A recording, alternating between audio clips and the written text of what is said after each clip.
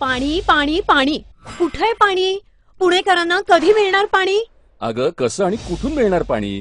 खडकवासला आणि त्याच्यावरची पानशेत, टेमघर, वरसगाव ही धरणं तर कोरडी पडली आहेत. आडातच नाही तर पोऱ्यात कुठून येणार? अहो पण गेल्या वर्षी तर पुणे परिसरात पुरेसा पाऊस पडलाय ना, मग पाणी गेलं कुठे? अगं धरणात पाणी साठलं तरच पुणेकरांना मिळणार ना. पाणी धरणात साठतच नाही, बहुतेक तर वाहूनच जातं. म्हणजे काय?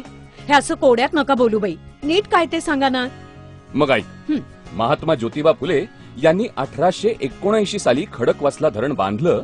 तेव्हा त्याची साठवण क्षमता होती 4 TMC आणि पुण्याची लोकसंख्या होती 4 लाख. आता पुण्याची लोकसंख्या आहे 50 लाख आणि धरणात पाणी साठतं फक्त 2.25 TMC. काय? अहो पण धरणाची साठवण क्षमता तर 4 TMC आहे असं तुम्हीच म्हटलात ना आता. अगं हो, पण महात्मा ज्योतिबांनी खडकवासला धरण बांधलं त्याला 135 वर्ष झाली. या 135 वर्षात धरण गाळानं 60% भरलंय. काय? आणि आजपर्यंत हा गाळ काढलाच नाही. अगो बाई, कितीही पाऊस झाला तरी धरण पूर्ण क्षमतेनं भरूच शकत नाही. मग कशी भागणार आपली तहान? आणि फक्त खडकवासलाच नाही हा, तर महाराष्ट्रातील प्रत्येक धरणाची हीच अवस्था आहे. काय? आज जे महाराष्ट्रावर भीषण पाणी संकट आले ना ते याचमुळं. अगो बाई असे होय? मी आपल्या पावसाला दोष देत होते ना. अगं पाऊस पडायचा तितकाच पडेल, आपला त्यावर कंट्रोल नाही. पण जो काही पाऊस पडलाय ते पाणी साठवून ठेवणं तर आपल्या हातात आहे ना. हो ना. आपल्याकडे काय, पडलेला पाऊस धरणात साठतच नाही. जवळपास सगळी धरणं गाळानं भरली आहेत. याला काहीतरी उपाय असेल ना. पण एका वाक्यात सांगायचं तर धरणातला गाळ काढून टाकायचा आणि धरणाचं पुनरुज्जीवन करायचं. बस हाच एक उपाय.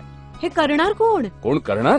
अगं पुण्यात खडकवासला धरणातील गाळ काढायचं काम केव्हाच सुरू झालंय. कोण करते हे काम? ग्रीन थंब नावाची संस्था निधड्या छातीनं सीमेवर देशाचं रक्षण करून निवृत्त झालेल्या लष्करी अधिकाऱ्यांनी स्थापन केलेली सेवाभावी संस्था आहे ही. वा. कर्नल सुरेश पाटील, कर्नल लक्ष्मण साठे आणि त्यांचे सहकारी ग्रीन थंब मध्ये आहेत.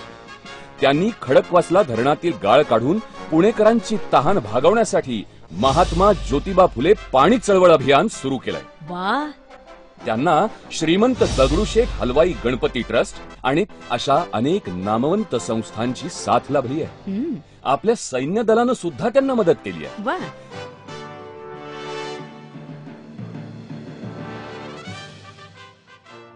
ग्रीन थंबनं आतापर्यंत 7 लाख ट्रक पेक्षा अधिक गाळ खडकवासला धरणातून काढलाय. 7 लाख ट्रक? पण म्हणजे हे काम पूर्ण झालं की काय? अगं ही तर सुरुवात आहे. खडकवासला धरण क्षेत्राच्या दोन्ही बाजूंच्या एकूण 44 किलोमीटर अंतरापर्यंतचा गाळ काढावा लागणार आहे. आणि हा गाळ परत धरणात येऊ नये म्हणून पाणलोट क्षेत्रात 50 लाख झाडं लावायची आहेत. बर. त्यामुळे खडकवासला धरण परिसर एक निसर्गरम्य पर्यटन स्थळ म्हणून आपोआप विकसित होईल. पण ह्या एवढ्या मोठ्या काढलेल्या गाळाचं करायचं तरी काय? गाळाचं काय करायचं काय विचारतेस? अगं काळं सोनं आहे ते, सुपीक खत आहे.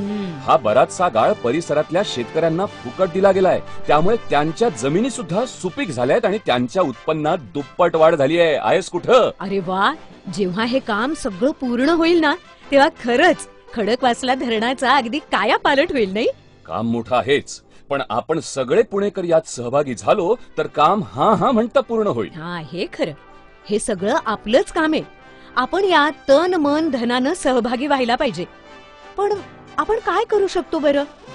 आपण हाऊसिंग सोसायटी, आपलं मित्रमंडळ यांच्यातर्फे वृक्षारोपण करू शकतो. या अवाढव्य कामातील आपला खारीचा वाटा म्हणून आपल्या क्षमतेप्रमाणे आर्थिक भारही उचलू शकतो.